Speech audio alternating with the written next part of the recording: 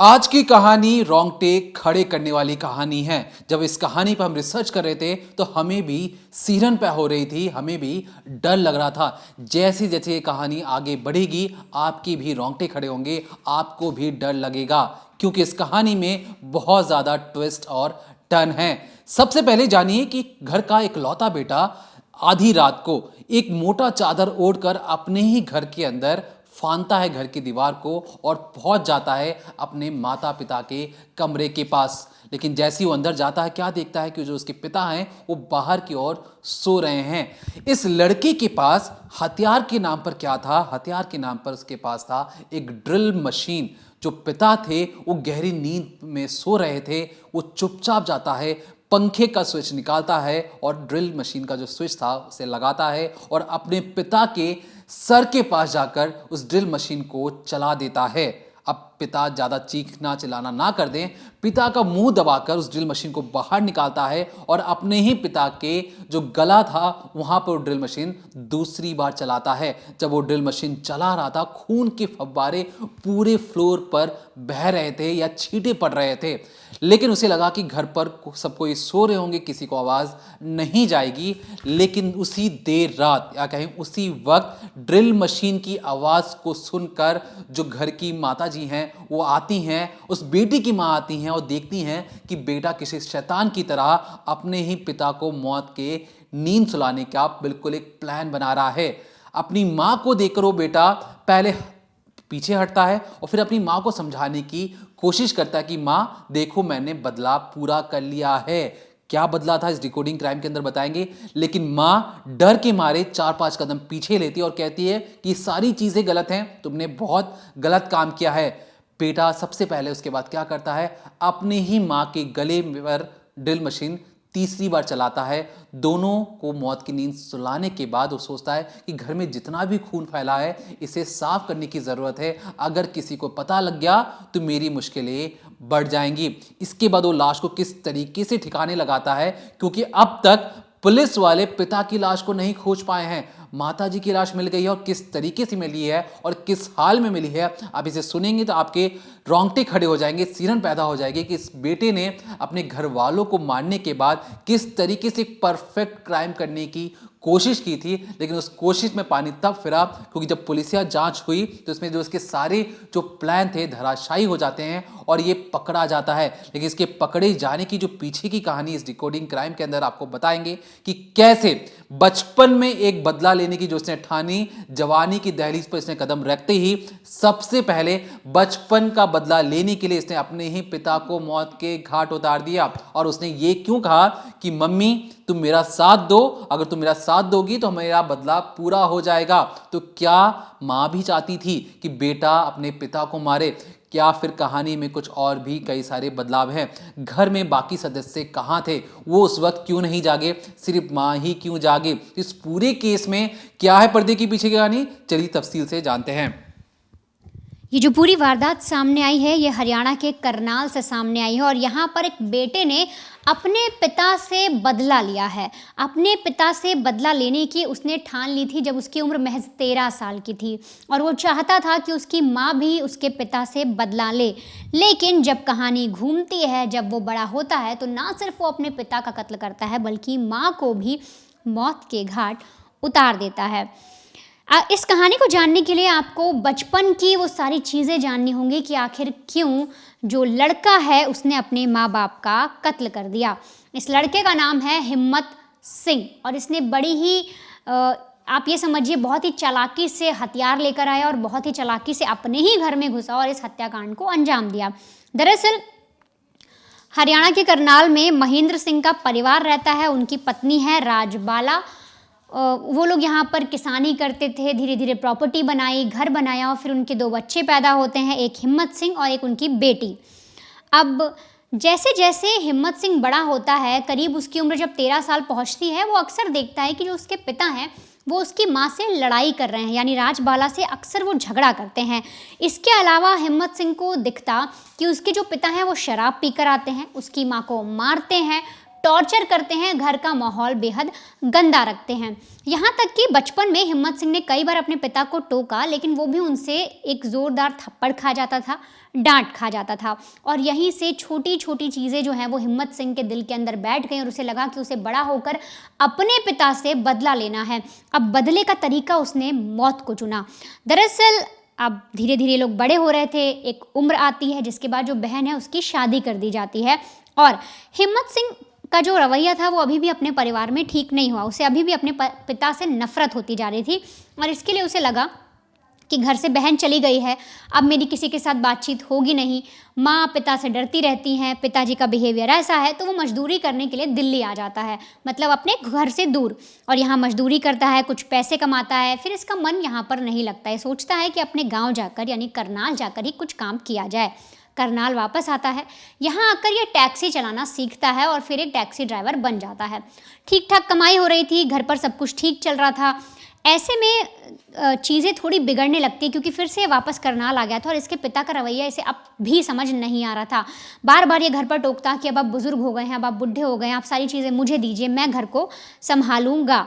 लेकिन पिता भी जो अपनी बचपन से आप ईगो समझिए या कुछ और चीज़ समझिए जो उनके अंदर थी, वो उसमें बैठे हुए थे। वो अपने बेटे को कभी भी किसी चीज़ में आगे नहीं बढ़ने देते थे और ये सारी चीज़ें हिम्मत सिंह को कचोट रही थी और साफ तौर पर जो पिता का बर्ताव माँ के साथ था ये भी हिम्मत सिंह को बर्दाश्त नहीं हो रहा था। लेकिन ऐसे में परिवार को लगता है कि हिम्मत सिंह थोड़ा झगड़ालू हो गया है, लड़ने वाला हो गया है, गुस्सैल हो गया है, तो क्यों ना उसकी शादी करा दी जाए एक अच्छी सी लड़की ढूंढकर। माँ सोचती है कि अगर एक लड़की घर में आएगी तो हो सकता है इसका पिता के साथ जो इसका संबंध है वो थोड़ा सुधर जाए, लड़की इसको थोड़ा ठंडे दिमाग का कर देगी, इसके साथ ठीक ठाक बातचीत करेगी, तो हो सकता है जो मेरा बेटा है जो इतना गुस्सैल हो गया है वो थोड़ा संभल जाए। शादी कराई जाती है और शादी कराने के बाद अचानक से हिम्मत सिंह को लगने लगता है कि जो उसकी पत्नी है उसके लिए पिता की नीयत खराब हो रही है, यानी हिम्मत सिंह को शक पनपता है। बार बार ये लगता है कि जो उसके पिताजी हैं वो बहू पर गंदी नज़र डाल रहे हैं, वो बहू के साथ भी गंदा बर्ताव कर रहे हैं और ये चीज़ें फिर से हिम्मत सिंह के दिमाग में घर करने लगती हैं और फिर उसे वही 13 साल पहले जो उसके दिमाग में था वो सब चीज़ें उसके दिमाग में आने लगती हैं। अब इसी बीच कहानी और मजबूत ऐसे होती है क्योंकि इनके बीच में एक प्रॉपर्टी का विवाद हो जाता है। प्रॉपर्टी को लेकर जब चीज़ें इतनी ज़्यादा बिगड़ती हैं, जब हिम्मत सिंह बोलता है कि मैं आप लोगों से दूर रहूँगा, जो पिताजी हैं वो मेरी पत्नी पर गलत नज़र डालते हैं, वो अलग घर जाकर रहने लग जाता है, तो पिता को नफरत होती है, गुस्सा आता है और वो बोलता है कि तू मेरी प्रॉपर्टी में अब कोई हिस्सेदारी नहीं रखता, तू इस प्रॉपर्टी से बेदखल है। ये सारी चीज़ें हो जाने के बाद हिम्मत सिंह को लगता है कि पिता जो हैं एक तो वो गलत हरकत कर रहे हैं, उसके बाद वो मुझे प्रॉपर्टी में हिस्सा भी नहीं दे रही है। सारा मामला कोर्ट में जाता है, कोर्ट में लगातार बहसबाजी होती है, आए दिन कचहरी में इन लोग की पेशी होती है और उसी में एक रोज़ यानी 13 तारीख की से कुछ दिन पहले ही एक पेशी हुई थी जहाँ पर इनकी बाहर झगड़ा हो जाता है। उस वक्त जो इनकी पत्नी थी हिम्मत सिंह की वो प्रेग्नेंट थी, गर्भवती थी और उसी के आसपास लड़ाई भी हो जाती है। लड़ाई इतनी ज़्यादा बढ़ जाती है कि ये बेटा ठान लेता है कि बस अब बहुत हो गया, अब मुझे अपने पिता से बदला लेना है और ये सही समय आ गया है। अब 13 मार्च की रात को ये एक मोटा चादर ओढ़कर अपने घर में दाखिल होता है। जो छत देखते हैं आप, छत की जो हाइट है आप अभी स्क्रीन पर देख रहे होंगे, एक तस्वीर है जिसमें जो कुछ पुलिस वाले हैं, कुछ लोग हैं इस घर में जाने की कोशिश कर रहे हैं क्योंकि दरवाजे पर ताला लगा था। तो कुछ इसी तरीके से ये जो लड़का है ये भी अपना मुंह छुपाकर उस घर के अंदर दाखिल होता है, मतलब अपने ही घर में दाखिल होता है और इसके हाथ में होती है एक ड्रिल मशीन। अब ड्रिल मशीन को इसने किस तरीके से लिया कि दरअसल जब इसने ठाना कि मुझे अपने पिता का कत्ल करना है तो उससे पहले ये स्कूल जाता है जहाँ पर ये ड्राइवरी कर रहा था, जहाँ पर ये बस चलाया करता था, वहाँ जाता है, वहाँ के लोगों से, मतलब जो लोग काम करते हैं, जो बस वगैरह और चलाते हैं, जो मैकेनिक्स होते हैं, उनसे पूछता है कि देखो भैया मेरा ना एक जो बस चलाता है वो थोड़ी ख़राब हो गई है, तो उसको ठीक करने के लिए मुझे कुछ चाहिए, उसमें कुछ छेद करना है, होल करना है। तो ऐसे कई सारे वो औजार देखता है जिसमें से उसे समझ में आता है ड्रिल मशीन। उसे लगता है कि ड्रिल मशीन के ज़रिए बेहद आसानी से मर्डर किया जा सकता है और बहुत ही आसानी से सामने वाला मर जाएगा, मुझे ज़्यादा मेहनत नहीं करनी पड़ेगी। ड्रिल मशीन भी अपने पास रखता है और मुंह लपेटकर जैसे ही घर के अंदर जाता है, सीधे ना ये अगल देखता है ना बगल देखता है, सीधे तौर पर अपने पिता के कमरे की तरफ जाता है और इसके पिता कमरे के बाहर ही सो रहे होते हैं और वहाँ पर एक फ़ैन चल रहा होता है, टेबल फ़ैन, जिसका ये प्लग जो है एक बोर्ड में लगा होता है, उस प्लग को वो निकालता है, ड्रिल मशीन का प्लग अंदर लगाता है और सीधे अपने पिता के सर पर एक वार करता है ड्रिल मशीन के ज़रिए और ड्रिल मशीन के ज़रिए उन्हें छेदना शुरू करता है। इसके बाद वो गले पर भी अटैक करता है और खून का जो फव्वारा था वो छूटने लगता है, वो उसके कपड़े उसके मुंह पर लगने लगता है और ऐसे में माँ जो हैं वो जाग जाती हैं। माँ जब ये सारी शोर सुनती है, क्योंकि ड्रिल मशीन जब चलती है तो काफ़ी आवाज़ होती है, आधी रात का समय था और जब माँ उठती है और माँ भागे भागे उस कमरे की तरफ जाती है तो देखती है उनका बेटा जो है, उन्होंने पिता के गले पर यहाँ पर ड्रिल मशीन लगा रखी है और खून जो है बह रहा है, खून जो है पूरी तरीके से फूट रहा है। अब माँ ये देखकर चिल्लाती है, चीखती है। ऐसे में बेटा तुरंत उठता है और बोलता है, माँ तुम घबराओ मत, मैं तुम्हारा बदला ले रहा हूँ। हिम्मत सिंह साफ तौर पर अपनी माँ से कहता है कि मम्मी तुम बिल्कुल फिक्र मत करो, मैं तुम्हारा ही बदला ले रहा हूँ। वो अपनी माँ से कहता है कि तुम मेरे साथ शामिल हो जाओ, पिताजी को मैंने मार दिया है, इनकी लाश को कहीं बाहर रोड पर फेंक आता हूँ, लोगों को लगेगा एक्सीडेंट है, तुम साफ तौर पर मेरी बात मान लो, इन्होंने तुम्हारे साथ बहुत गलत किया है, ये गंदे आदमी हैं। इस पर जो माँ है उन्हें कुछ समझ नहीं आया, क्योंकि वो सामने देख रही है खून का फव्वारा जो है वो छूटे जा रहा है, बहता जा रहा है और निकलता जा रहा है। बेटे के हाथ में खून लगा हुआ है, उसके मुंह चेहरे कपड़े पर खून है, ड्रिल मशीन चलती जा रही है और वो डर जाती है और डर के मारे वो चीखना शुरू करती है। ऐसे में हिम्मत सिंह को लगता है कि उसका खेल बिगड़ जाएगा, ना प्रॉपर्टी उसके हाथ आएगी और पिता तो मर गए ही हैं और माँ अब क्या कर लेंगी। और ऐसे में ये बेटा अपनी माँ की तरफ बढ़ता है, उनका गला दबाता है, फिर ड्रिल मशीन से उन पर भी अटैक करता है। अब एक घर के अंदर कोई और नहीं, 2 लाशें और एक बेटा। एक लाश जो है वो बिस्तर पर पड़ी है, खून से पूरी सनी हुई है, हर तरफ बिस्तर पर खून ही खून फैला है, ज़मीन पर खून बह रहा है, जो हिम्मत सिंह है उसके कपड़ों पर खून है और एक लाश ज़मीन में पड़ी हुई है माँ की, जिसके आसपास भी खून जमा हुआ है। अब वहाँ पर हिम्मत सिंह खड़ा होता है, उसे लगता है कि उसने 2 कत्ल कर दिए। अब उसके पास सबसे बड़ा काम था कि कैसे वो इस कत्ल को छुपाएगा, क्योंकि वो प्लान करके आया था कि वो अपने पिता का कत्ल करेगा, फिर उसको एक्सीडेंट दिखाएगा और माँ उसके साथ हो जाएगी तो कोई पूछेगा नहीं। लेकिन यहाँ पर इसने पिता को मारा, माँ को भी मारा। अब ऐसे में उसके पास सबसे बड़ा काम यही था कि लाश को कैसे ठिकाने लगाया जाए, पुलिस को कैसे बेवकूफ़ बनाया जाए और किस तरीके से जो आस पड़ोस के लोग हैं उनको ये यकीन दिलाया जाए कि जो उसके माँ बाप हैं वो एक्सीडेंट में मारे गए। देखिए, जो हरियाणा के करनाल से ये जो पूरा मामला आया है, इसमें एक बिल्कुल परफेक्ट क्राइम करने की जो कोशिश हुई थी, उसमें पानी जो फिरता है कातिल बेटे का, अंदर की कहानी अब समझिए होता क्या है। जब माँ पहुँचती है तो माँ का गला दबाकर उसे बेहोश किया जाता है, फिर उनके गले पर ड्रिल मशीन चलाया जाता है। अब उस कमरे में अंधेरा है, चारों तरफ 2 लाशें हैं। अब इस लाश को ठिकाने लगाना है। ठिकाने कैसे लगाया जाए, क्योंकि अगर बॉडी को अगर आप बाहर लेके जाओगे तो पकड़े जाओगे, कहीं ना कोई अगर देख लेगा तो मुसीबत आन पड़ेगी। तो सबसे पहला जो बेटा जो काम करता है, वो काम क्या करता है, घर के बाहर एक कार खड़ी थी जो उसी की कार थी, उस कार को स्टार्ट करता है, घर का मेन डोर खोलता है और उस कार को घर के अंदर लेकर जाता है। अब गाड़ी को अंदर बंद करने के बाद, मेन डोर को अच्छे से लॉक करने के बाद, ये कमर पर हाथ डालकर सबसे पहले सोचता है कि सबूत कैसे मिटाया जाए। ये लाश को सबसे पहले काम क्या करता है, एक दरी होती है उसमें लाश को लपेटता है और दोनों लाशों को लपेटने के बाद एक जगह कोने पर रखता है। फिर घर में जहाँ जहाँ खून के धब्बे पड़े थे, जहाँ जहाँ खून थे, उन सब को एक कपड़े के जरिए अच्छी तरीके से साफ करने की कोशिश करता है। जहाँ जहाँ दीवार में छींटे लगे थे उसे मिटाने की कोशिश करता है, लेकिन कुछ धब्बे तब भी बचे हुए रह जाते हैं। अब इसे लगता है कि किसको पता लगेगा, 1-2 दिन के अंदर तो खून सूख भी जाएगा और किसी को कानो कान खबर भी नहीं होगी। अब ये क्या करता है, अब गाड़ी में अगर आपको लाश को रखना है तो उस लाश को रखने के बाद हो सकता है कि जो खून है वो गाड़ी के मैट पर जम जाए या गिर जाए, तो पुलिस कल को तलाशी लेगी तो पता लग जाएगा कि ये मौत तो पहले ही हो चुकी है।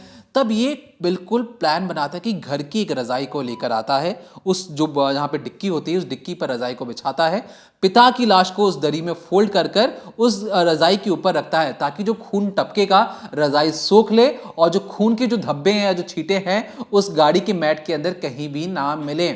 अब इस गाड़ी को स्टार्ट कर वो, इसका मकसद ये था कि जिस तरीके से उसने अपनी माँ को बताया था कि माँ मैं इस पूरे जो हत्याकांड को ऐसे दिखाऊंगा कि एक्सीडेंट हो गया है, मैं जो पापा की लाश को बाहर निकाल कर बाद में हम इनका अंतिम संस्कार कर देंगे, हम पूरा मामला शांत हो जाएगा, किसी को कानो कान खबर नहीं होगी।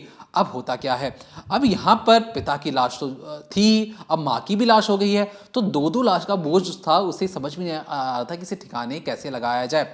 अब रजाई के ऊपर पिता की लाश, उसके ऊपर किसकी लाश? उसके ऊपर मां की लाश को इसने इस तरीके से पैक किया कि दोनों लाशें एक ही रजाई के ऊपर एक दूसरे के ऊपर रखी गई थी ठूस कर आराम से, और इस तरीके से पैक किया गया था कि ये लाश ज्यादा हिले नहीं गाड़ी चलाते वक्त। अब ये जो तस्वीरें आप देख रहे हैं, जो गाड़ी की तस्वीर आपने पहले भी देखी थी, ये वही गाड़ी है जिस गाड़ी के अंदर दोनों लाशों को रखा गया था। पुलिस अच्छी तरीके से छानबीन कर रही है, साक्ष्य जुटाने की कोशिश कर रही है कि किसी भी तरीके से कोई ऐसा सबूत मिल जाए जिससे इस पर और भी कड़ाई से पूछताछ करके इस पर और भी जो धाराएं जोड़ी जाए। लेकिन पुलिस को अब तक कुछ खास मिला भी नहीं है। अब क्यों नहीं मिला? क्योंकि ये जो लड़का है, ये हिम्मत सिंह, इसने कहा है कि जब इसे पुलिसिया ढंग से पूछताछ हुई कि बताओ तुम तो ड्राइवरी का काम करते हो, तो ऐसा लगता नहीं कि तुम आदतन अपराधी हो, लेकिन इस तरीके से क्राइम को अंजाम देना, इस तरीके से हत्याकांड को अंजाम देना, ये कहीं ना कहीं दिखाता है कि तुम्हारे अंदर तो गुस्सा जरूर था, वो गुस्सा तुम्हारा शांत हो चुका है, निकल चुका है, लेकिन इस गुस्से का आइडिया कहाँ से आया? तुम्हें ये चीज़ें पता कैसे लगी कि ये सारी चीज़ें करनी है? तो उसने क्या जवाब दिया? उसने कहा कि देखिए, मैं कई सारी जो क्राइम वेब सीरीज़ होता है वो देखता हूँ, मैं क्राइम पेट्रोल देखता हूँ, उसमें उसने कई ऐसे एपिसोड देखे जिसमें जो अपराधी हैं वो बचाने के लिए क्या क्या वो काम करते हैं, उसने उससे बहुत सारे तरीके सीखे। तरीका नंबर एक ये उसने ये किया कि जब वो अपने माता पिता के घर पर गया था तो उस वक्त उसने क्या किया था, जो अपना जो फ़ोन था अपने किराए वाले घर पर ही छोड़ दिया था, ताकि अगर कल को पुलिस ट्रेस करे तो पता लगे कि जो फ़ोन है वो फ़ोन तो घर पर ही है। फ़ोन घर पर होगा तो मतलब लड़का भी घर पर है, तो डिजिटल जो फुटप्रिंट था उसे दिखाने की कोशिश की थी कि वो घर पर ही है। अब जिस हथियार से, जिस ड्रिल मशीन से वो लेकर आया था, ड्रिल मशीन कभी भी इस लड़की के पास तो मौजूद नहीं हो सकती, और आसपास के जितने भी जो लोग हैं या जो हत्याकांड करते हैं, चाकुओं से करते हैं, गोलियों से करते हैं, ड्रिल से अगर कोई हत्या करेगा तो पुलिस चाहकर भी किसी को पकड़ नहीं पाएगी। किसके पास ड्रिल है, कहां से ड्रिल आई, पुलिस इसी में उलझी हुई रहेगी। तो दो जो चीजें थी ये इसके हक में जारी थी, और इसने जानबूझकर होली के आसपास के दिन का ये दिन चुना ताकि लोगों को लगे कि जो माँ बाप हैं ये कहीं बाहर घूमने गए होंगे और किसी को कानो कान ये चीजें खबर नहीं लगेगी। अब होता क्या है, इसका मकसद था कि कार को ले जाकर जो नहर में जाके दोनों लाशों को नीचे फेंक देना है। मकसद तो इसका कामयाब हो चुका था, लाश को नीचे फेंक दिया गया था, लेकिन जो माँ की जो लाश थी वो तैरते हुए कोने पर आ जाती है। वही माँ जिसने अपने बेटी को टोका था कि तुम ये जो चीज़ कर रहे हो, गलत कर रहे हो, मैं तुम्हारा गलत में साथ नहीं दूंगी। माँ की जब लाश मिलती है 16 मार्च 2025 को, तब जाकर छानबीन की जाती है। अब पता लगता है कि एक गुमशुदा लाश है। अब इधर क्या होता है, देखिए, जो आस पड़ोस के लोग जो रहने वाले हैं उनका तो प्लान था कि होली में एक साथ होली खेलेंगे, आसपास मिलेंगे, लेकिन पता लगता है कि ये जो परिवार है ये तो होली वाले दिन ही गायब हो गया अचानक से। अब लोगों को कुछ समझ में नहीं आ रहा था, तो लोगों ने ताका झाकी करना शुरू किया।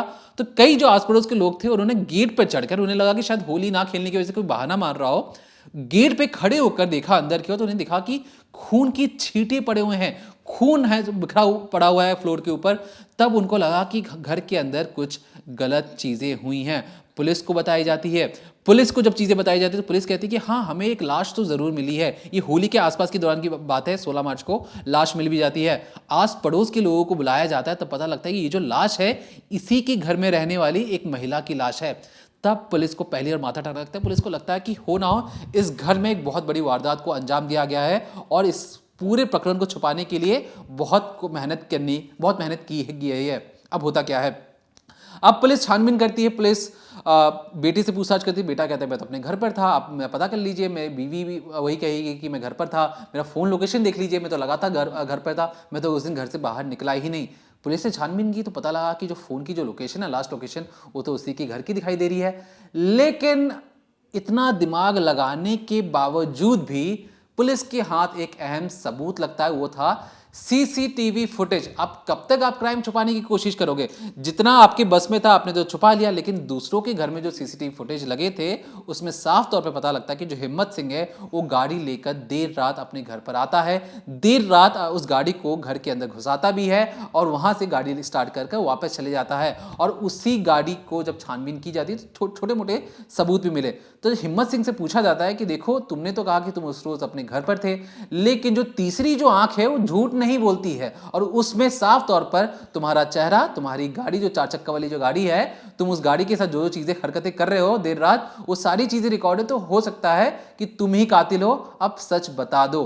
अब जब उसने अपना मुंह खोला और जिस तरीके से उसने अपने माता पिता को ड्रिल मशीन के जरिए मौत के घाट उतारा, आसपास जितने भी पुलिस वाले खड़े थे वो एक दूसरे का चेहरा देखते हैं, उस कातिल बेटे को चेहरा देखते हैं। उन्हें लगता है कि ये किस तरीके का कलयुगी बेटा है जिसने अपने पिता और माँ को मौत के घाट उतारने के बाद कोई ज़रा सा भी अफसोस नहीं है, और सिर्फ प्रॉपर्टी के लिए, सिर्फ और सिर्फ अपने बचपन का बदला लेने के लिए उसने अपने पिता को मौत के घाट उतारा। और इस पूरे प्लान में अपनी माँ को भी कहा कि माँ शामिल हो जाओ, हम दोनों खुश रहेंगे, अच्छी जिंदगी जिएंगे। जब माँ ने वही बना किया तो माँ को भी उसने रास्ते से हटा दिया। फिलहाल पुलिस छानबीन कर रही है कि क्या इसके साथ कोई और भी शामिल है, क्या कोई दोस्त भी हो सकता है जो इस पूरे केस में इसका साथ दिया हो। लेकिन अब तक पुलिस की छानबीन में पता लगा कि इस पूरे प्रकरण में सिर्फ और सिर्फ बेटा ही शामिल था। बेटे ने अपने पिता से बदला लेने के लिए उसे मौत के घाट उतारा और साथ में माँ को भी मौत की नींद सुला दिया। तो इस पूरे मामले पर हमारी पैनी नज़र बनी रहेगी। लेकिन आप सबसे दरख्वास्त है कि इस डिकोडिंग क्राइम में अगर आपको भी लगता है कि कोई आपके पास ऐसी खबरें हैं जो आप चाहते हैं हम आप तक पहुँचाएं, तो कमेंट सेक्शन में हमें कमेंट करके ज़रूर बताएं कि आप कौन सी ऐसी इन्वेस्टिगेशन वाली खबरें सुनना चाहते हैं, कौन सी ऐसी क्राइम स्टोरी सुनना चाहते हैं। हम कोशिश करेंगे आपकी कमेंट को पढ़कर आप तक वो खबरें लेके आएँ। तब तक देखते रहिए क्राइम तक।